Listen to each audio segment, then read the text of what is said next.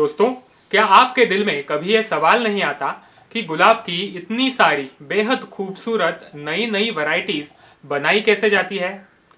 इस वीडियो में मैं आपको न्यू रोज वैरायटी डेवलपमेंट के बारे में पूरी की पूरी जानकारी दूंगा। आपको बहुत सारे एग्जाम्पल्स दूंगा और इस जानकारी का उपयोग आप रोज एग्जीबिशन में पार्टिसिपेट करते वक्त कैसे कर सकते हैं ये भी बताऊंगा। मुझे ये बात पता है कि ये थोड़ा सा एडवांस लेवल का नॉलेज है, लेकिन हेल्दी बगीचा के सब्सक्राइबर्स और व्यूअर्स को ये ऑथेंटिक जानकारी मिलनी ही चाहिए।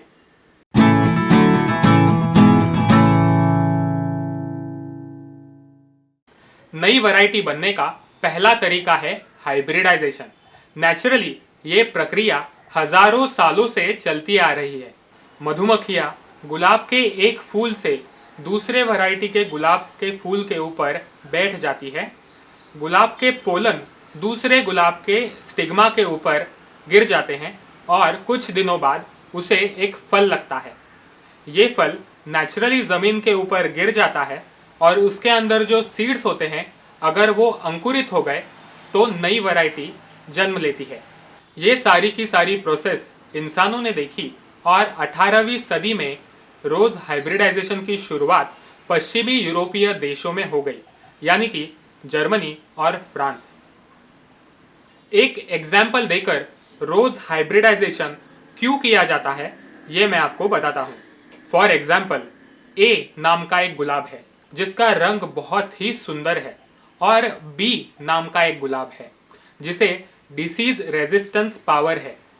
तो इन दोनों का हाइब्रिडाइजेशन करके ऐसे गुलाब मिलने की कोशिश की जाती है जिनमें डिसीज रेजिस्टेंस पावर के साथ साथ रंग भी बेहद खूबसूरत हो। नई वैरायटी तैयार करना बहुत ही ज़्यादा टाइम कंज्यूमिंग और मेहनत का काम है। वैसे तो गुलाब की नई नई वैरायटीज़ बनाने का काम दुनिया में बहुत सारी कंपनीज करती हैं। इंडिया में भी इंडिविजुअल लेवल पर ये काम चलता है। एक एग्जाम्पल देकर आपको मैं बताता हूँ। ये एग्जाम्पल मैंने वीक्स रोजेस नाम की अमेरिकन कंपनी के एक लेक्चर में सुना था। साल भर में साधारण वो 50,000 गुलाबों के क्रॉस हाइब्रिडाइजेशन करते हैं। उन्हें 2 लाख के आसपास गुलाबों के सीड्स मिल जाते हैं। उन्हें जर्मिनेट किया जाता है। वहाँ पर जर्मिनेशन रेट अच्छा होता है, इसीलिए लगभग 1 लाख के आसपास उन्हें नए प्लांट्स मिल जाते हैं। इन 1 लाख प्लांट्स को टेस्ट किया जाता है और देखा जाता है कि सचमुच में इनमें से कौन सी वैरायटी रिलीज करने लायक है, और 1 लाख को श्रिंक करते करते साधारण 8 सालों के बाद या फिर 9 सालों के बाद 4 से 5 वैरायटीज रिलीज की जा सकती हैं। इन नई वैरायटीज को बड़ किया जाता है और लाखों की संख्या में पूरे के पूरे अमेरिका में बेचा जाता है। समझने में आसानी हो इसीलिए एक इंडियन एग्जाम्पल मैं आपको देता हूँ। हमारे पुणे के सीनियर रोजेरियन गणेश शिर्के जी इनका। तो उन्होंने क्या किया, 2 बढ़िया exhibition quality varieties white success और जेमिनी, इन्हें क्रॉस हाइब्रिडाइज किया। हाइब्रिडाइजेशन के बाद उस पौधे को गुलाब का फल लगा जिसे हेप भी कहा जाता है। उससे सीड हार्वेस्ट किए गए, उन्हें जर्मिनेट किया गया और उससे एक नई वैरायटी मिली। इस वैरायटी का नाम रखा गया चॉइस ऑफ कलकत्ता, जो एक बहुत ही बढ़िया एग्जीबिशन क्वालिटी इंडियन वैरायटी है। तो इस पर्टिकुलर एग्जाम्पल में आपको 2 चीज़ें याद रखनी है। यहाँ पर व्हाइट सक्सेस और जेमिनी, इन दोनों को पेरेंट्स कहा जाएगा और उनसे जो वैरायटी मिली है उसे प्रोजिनी कहा जाएगा। ये बात याद रखिए, आगे काम आएगी। नई वैरायटी तैयार होने का दूसरा तरीका है नेचुरल म्यूटेशन।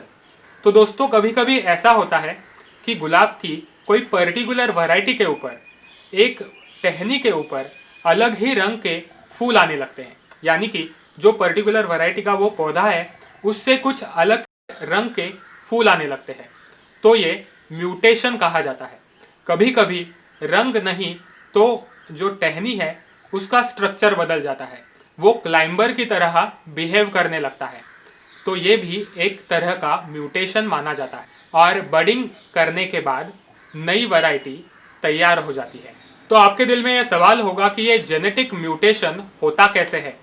कभी कभी बहुत ही एक्सट्रीम ठंड या फिर गर्मी के कारण, रेडिएशन के कारण, बहुत ज़्यादा प्रूनिंग करने के कारण, किसी कीड़े के हमले के कारण ये म्यूटेशन हो सकता है।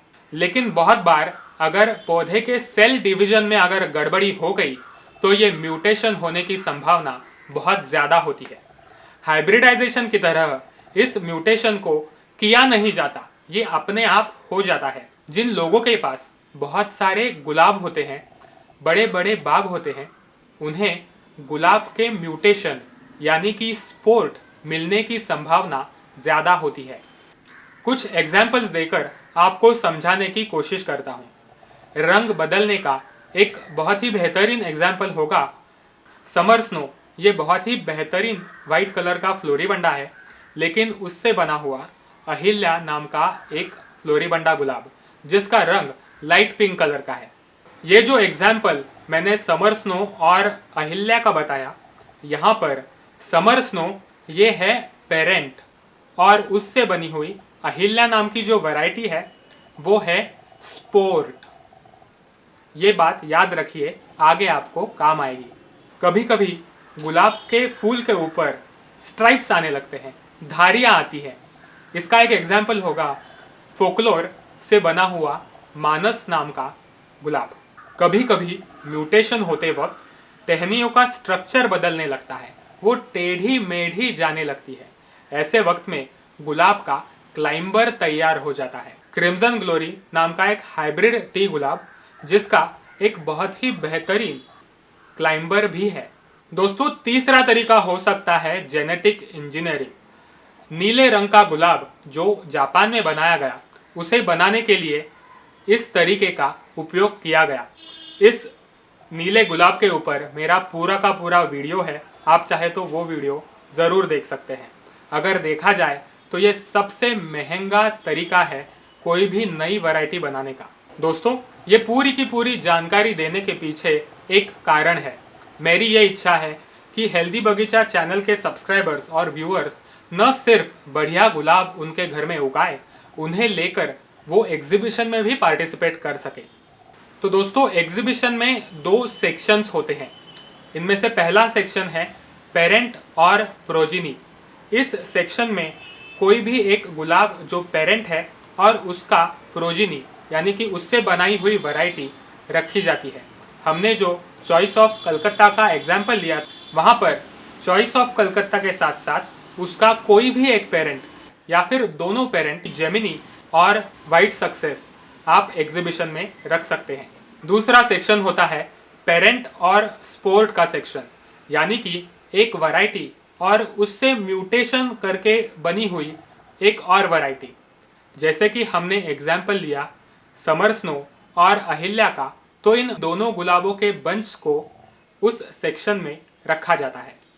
दोस्तों, मैं आपको एक और चीज़ बता दूं, यूजुअली जानकारी का अभाव और कंपटीशन कम होने के कारण इस सेक्शन में प्राइज मिलने की संभावना भी ज़्यादा होती है। दोस्तों, अगर आपको गार्डनिंग की जेन्युइन जानकारी लेने में इंटरेस्ट है तो यहाँ पर मेरा चैनल सब्सक्राइब ज़रूर कीजिए, इस वीडियो को लाइक कीजिए, आपको नया वीडियो किस टॉपिक पर चाहिए ये भी बताइए। और अगर आपको रोज़ गार्डनिंग में सचमुच में इंटरेस्ट है तो मेरे बहुत सारे और भी वीडियोस हैं। पेन और नोटबुक लेकर बैठिए और सारे के सारे वीडियोस ज़रूर देखिए। ये वीडियो देखने के लिए आपका बहुत बहुत धन्यवाद।